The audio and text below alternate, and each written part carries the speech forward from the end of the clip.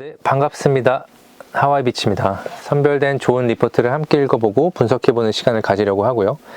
이제 같이 읽어보고 숨은 뜻이나 배경을 파악해보자 하는 것이 목적입니다. 그래서 이제 그 안내문처럼 매수매도 추천은 아니고 매수매도 시점을 말씀드리는 것도 아니기 때문에 신중하게 판단을 해주셨으면 좋겠습니다. 그래서 그 창작자, 작성자의 어떤 그 단어 선택이나 구성이나 제목 이렇게 나오게 된 창작물이 어떻게 나왔을까를 여러 앵글로 점검해 봤으면 좋겠습니다. 그래서 이런 부분을 좀 같이 한번 파악해보는 시간을 가지려고 하고요. YM택을 가져왔는데요.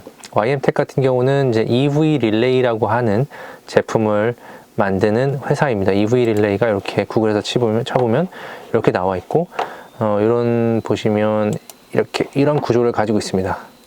잠시만요. 신호가 잡히게 되면 이게 이제 올라가서 이제 여기 이렇게 닿게 되고, 여기 닿으면서 이제 전류가 흐르는 뭐 그런 그림인데, 이제 이게 이 안에서 어떤 아크를 방지해 주는 것이 가장 핵심의 기술인데요. 그래서 요거를 한번 어떻게 이 회사가 기술을 갖게 됐고, 이 시장은 어떻고, 여기 지금 잘 나오네요. 보면은 이게 전압 신호가 입력이 되면 이렇게 이게 올라가게 됩니다. 이게 올라가면서 온 스테이트 상황으로 바뀌고 전류가 흐르게 되는 겁니다. 그래서 이게 이제 어떤 배경을 가지고 있고 어느 정도 시장 크기를 가지고 있는지, 경쟁 역학관계는 어떤지 체크를 해보겠습니다.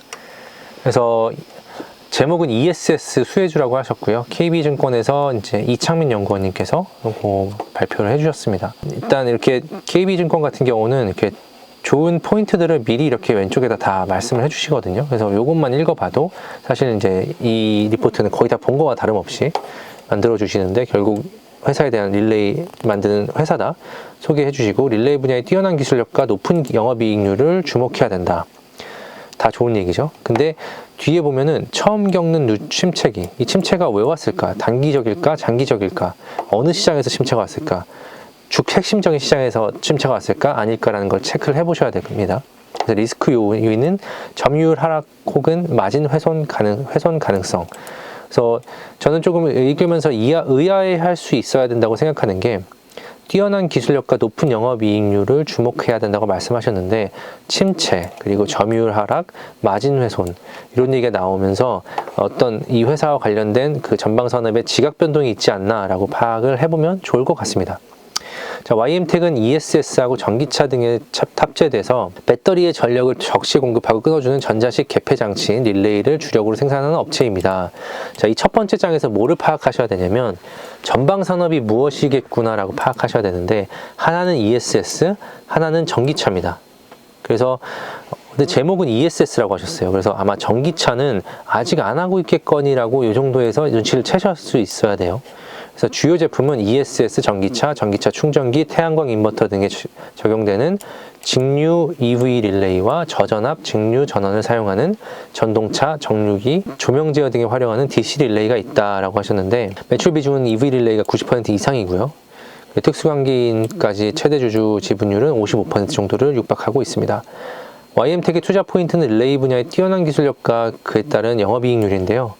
실제로 여기 보시면 실적 부분에 이렇게 2022년 실적을 보면 매출액이 490억인데 영업이익이 150억이나 나옵니다. 그래서 영업이익률 기준으로 30%에 육박하고요. 그래서 이것들이 지켜지는지 한번 체크를 해보겠습니다. YM택은 전류의 방향과 관계없이 전력을 차단할 수 있는 양방향 고전압 릴레이를 세계 최초로 개발한 바 있다. 세계 최초 기술을 가진 회사네요. 그래서 양방향이라는 게 굉장히 중요하다. 그래서 ESS의 배터리는 충전과 방전이 이루어질 때 전류의 방향이 반대로 흐르게 되는데, 이때 주접점에 흐르는 전류의 방향이 반하더라도 사고 없이 안전하게 차단할 수 있어야 화재를 방지할 수 있다. 자, 여기에서 뭘 느끼셔야 되냐면, 이 EV 릴레이는 안전장치구나 라고 생각을 하셔야 돼요. 그래서 이게 얼마나 중요하겠어요. 이게 화재와 직결되는 부분이기 때문에 굉장히 그 고도의 기술력과 안정성을 요구를 하고, 또 레퍼런스도 굉장히 중요하겠죠. 그래서 그런 부분을 잘 체크해 보시면 좋을 것 같다. YM택 같은 경우는 상대적으로 작은 회사 규모에도 불구하고 굉장히 작죠. 지금 매출액 보시면 500억 정도 수준의 회사이기 때문에 굉장히 작습니다. 그럼에도 불구하고 두드러진 기술적 강점을 가지고 있고, 영업이익률이 높게 유지되는 비결은 그것이다 라고 말씀을 하셨고요. 근데 이제 다음과는 비교해서 잘 봐야 돼요. YM택은 3분기 누적 매출액 230억에 영업이익 60억을 기록했다. 영업이익률은 20%로 줄어들었어요. 그리고 처음으로 실적 침체기를 겪고 있다. 왜 그럴까요? 중국 로컬 업체들의 경쟁이 심화되고 있고 중국향 매출이 감소한 영향인데, 자, 이 부분을 좀 보려면 뒤에 보시면 이 역학관계를 좀 보셔야 돼요. 지금 경쟁사들을 보면 일본의 파나소닉, 그리고 홍파, 일본의 덴소, 이런 회사들이 다 일본 중화권 업체인데, 특히 이 아마 중화권 업체 홍파라는 업체에서 아마 중국 시장에서 굉장히 단가 경쟁을 하고 있는 게 아닌가라고 싶어요. 그래서 정확하게 확인은 안 되지만 이 리포트에서 말씀을 하시는 것처럼 단가 경쟁이 있는 것으로 파악을 하고 있고, 실제 회사 측 확인을 해봤을 때 좀 중국 쪽으로 영향이 좀 있지 않겠냐, 이런 쪽으로 예상을 하고 계신 것 같아요. 향후 비중국 ESS향 매출 확대를 통해서 이러한 타격을 상쇄할 것으로 예상한다. 그래서 중국 외의 지역의 영업이나 이런 부분을 강화해야 된다라는 것을 말씀을 하셨고요. 리스크 요인은 YM텍은 이 릴레이 분야에서 뛰어난 기술을 보유하고 있지만 2020년 기준 글로벌 시장 내 점유율은 0.4%에 불과하다. 사실 이게 강점일지 단점일지 모르겠어요. 왜냐면 점유율이, 이런 안전장치 같은 경우는 어떤 대규모 프로젝트에 들어갈 때 이렇게 레퍼런스가 적거나 아니면 규모가 적을 때 경우에는 대형 프로젝트를 따기는 좀 어렵거든요. 그래서 물론 회사가 단계적으로 성장을 하겠지만 중요한 거는 이제 대규모 프로젝트를 따기에는 아직은 이 캐파나 이런 부분이 좀 부족하지 않을까라는 생각을 하셔야 됩니다. 그래서 전방 시장인 ESS 시장은 향후 친환경 에너지 시장의 확대로 고성장이 기대되나, 자, 이 부분 되게 중요한 포인트예요. 지금 금리 인하 흐름이 포착이 되면서 그런 분위기가 잡히면서 10월 말부터 이게 이제 글로벌 클린 에너지, 그러니까 친환경 에너지 ETF인데요. 대표적인 ETF인데 이게 지금 이렇게 상승을 하고 있죠. 회복세를. 그래서 이게 점점 올라와 주는지, 이때 박스권으로 올라와 주는지를 잘 체크를 해봐야 되는데, 지금 일단 바닥에서 크게 고개를 들었다. 그래서 YM텍도 그런 부분 때문에 최근에 고개를 들으려고 하는 게 아닐까라고 생각을 해요. 그럼에도 불구하고 그게 더 잘 가고 더 오래 갈 건지를 판단을 하기 위해서는 이런 부분을 잘 체크해 가셨으면 좋겠다.